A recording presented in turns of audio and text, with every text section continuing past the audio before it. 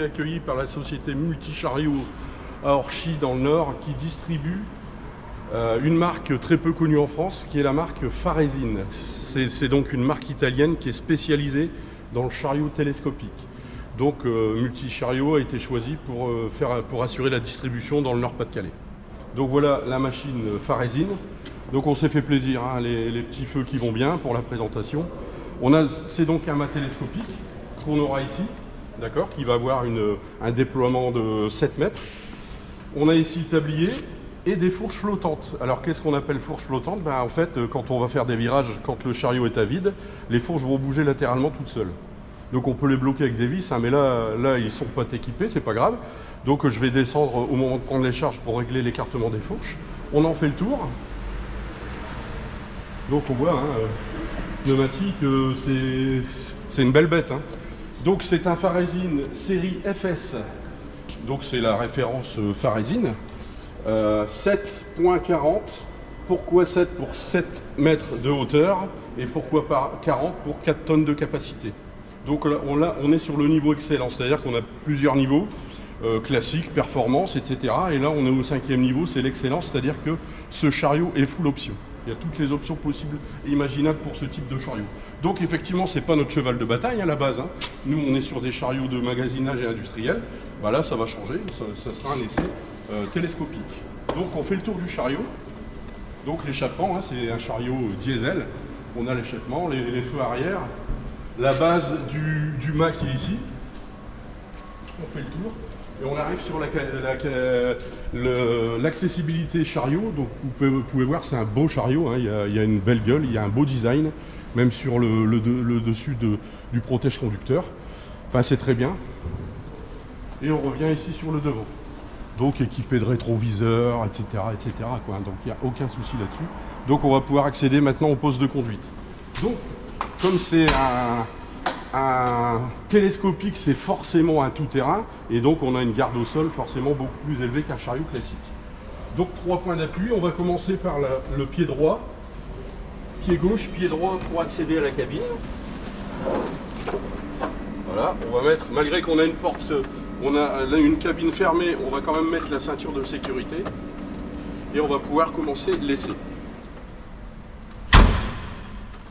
Alors maintenant nous sommes au poste de conduite, donc un petit coup de clé et vous allez voir le display ici qui nous donne pas mal d'indications.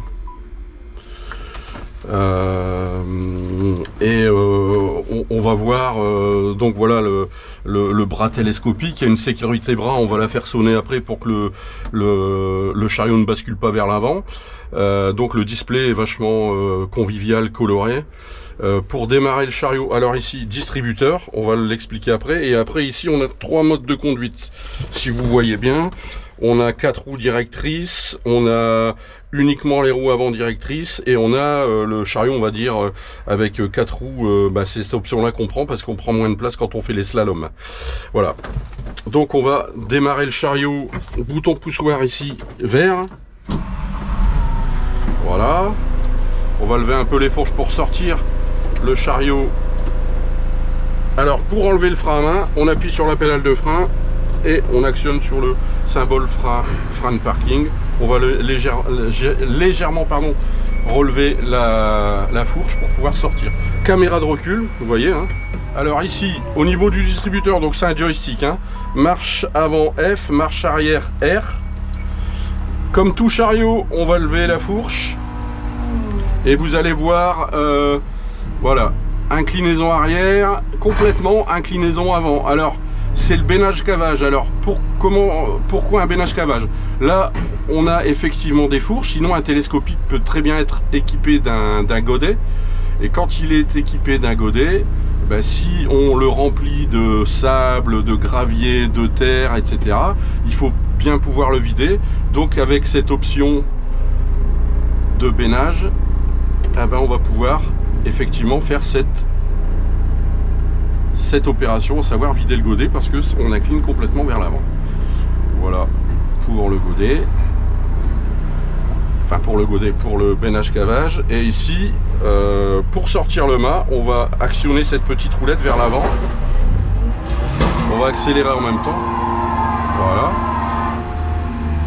Voilà. Et on va lever la fourche. Donc je déporte la tête. Hein. Donc comme c'est un chariot qui est utilisé tout le temps à l'extérieur, hein, donc il y a deux puissances. On a la puissance industrielle qui là, le chariot va simplement être utilisé pour manipuler des charges. Un couvreur par exemple qui veut mettre une palette de tuiles en haut d'une toiture, quand c'est comme ça on a des stabilisateurs, là on l'a pas parce que c'est pas cette option là. Et après on a la puissance agricole, et pour la puissance agricole il faut absolument que le chariot soit beaucoup plus puissant, parce que quand on doit déplacer des monts de terre, des mètres cubes de terre, faut qu'il y ait de la pêche, notamment les agriculteurs qui utilisent ça dans les champs. Il y a le terrain, il y a tout ça qui rentre en ligne de compte, donc effectivement il faut que ce soit puissant. Donc on a les deux puissances, une puissance un peu moindre pour l'industrie et une puissance très puissante on va dire pour le domaine agricole.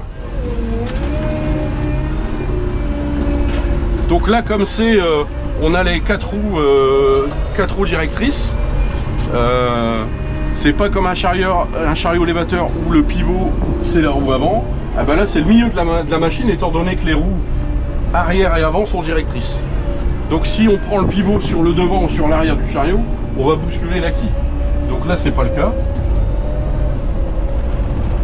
C'est donc une batterie qui fait 2300 kg apparemment.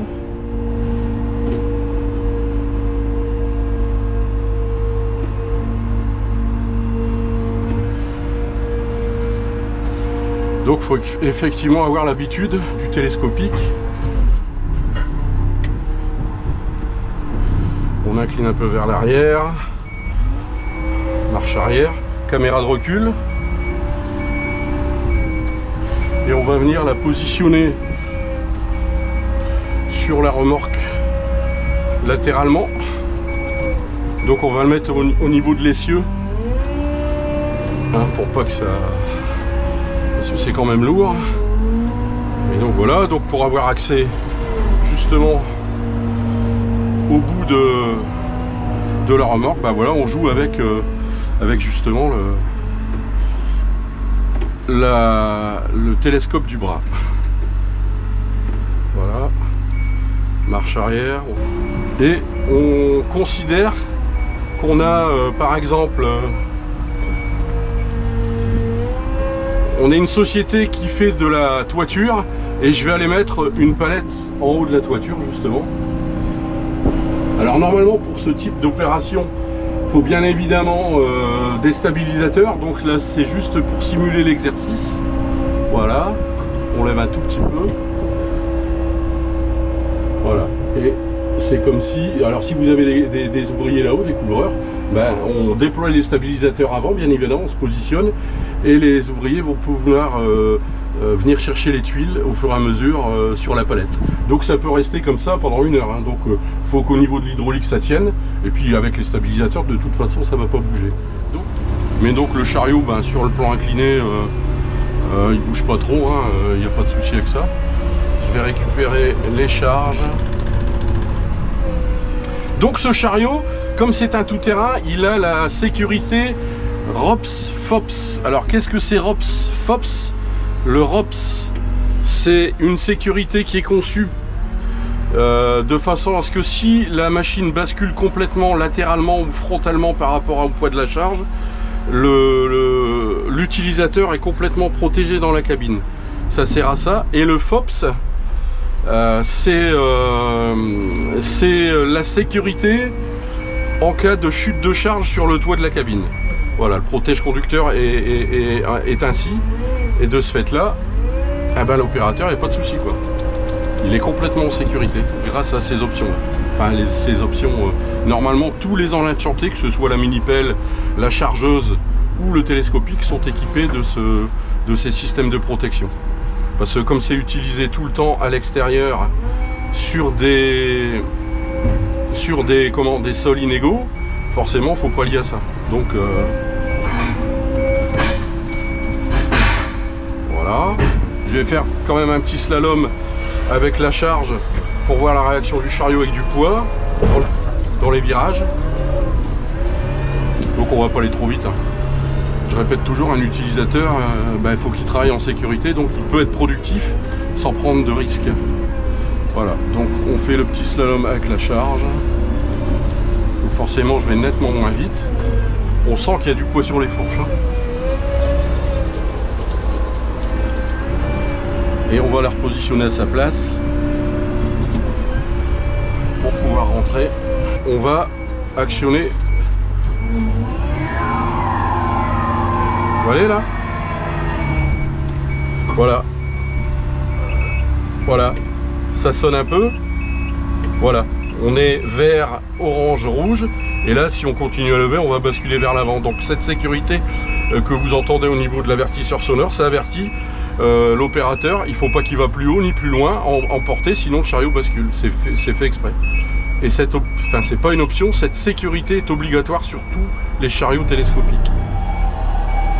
Alors messieurs les utilisateurs, et j'en connais qui chantent des fois cette sécurité, il faut surtout pas le faire parce que s'il y a un renversement et qu'au niveau de l'enquête on s'aperçoit que la sécurité est chantée, là c'est l'employeur ou le cariste qui est pénalement responsable si ça provoquait un accident.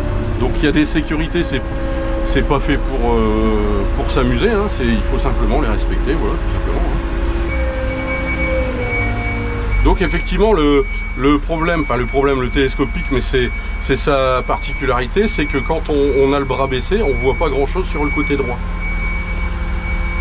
Donc si on va avoir un peu plus de visibilité, faut lever le mât. C'est pour ça que quand vous croisez des chariots télescopiques sur la voie publique, parce que c'est beaucoup utilisé sur la voie publique et dans les champs, forcément il faut qu'on ait visibilité et les fourches sont tout le temps levées. Détail important, la plaque de capacité d'un chariot télescopique n'a rien à voir avec une plaque de capacité chariot classique. Pourquoi? Parce qu'on a une portée.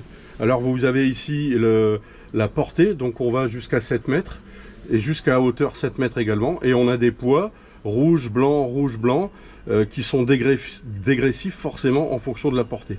Donc bien sûr, quand on manipule des charges lourdes, faut surtout voir si en adéquation on peut supporter, le chariot va pouvoir supporter la charge que l'on va manipuler à la bonne hauteur et à la bonne portée, à la bonne distance. Voilà. Alors, ma conclusion sur cet essai, comme je vous l'ai dit, c'est pas notre vocation à utiliser ce type de machine. Toujours est-il que je me suis fait plaisir parce que c'est déjà c'est une très belle machine. Il y a de la visibilité en hauteur, hein, le toit de protection, pareil, c'est vitre blindée.